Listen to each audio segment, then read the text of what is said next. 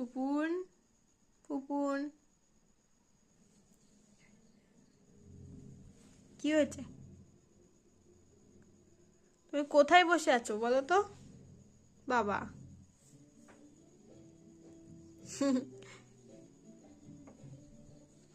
বেডের ডিজাইন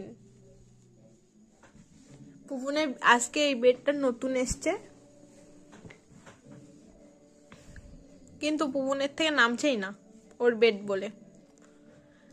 পুপুনের আগের বেডটা নষ্ট হয়ে গিয়েছে, তাই পুপুনের জন্য একটা নতুন বেড আনলাম। আর এইটা সুইট স্মুথ, খুব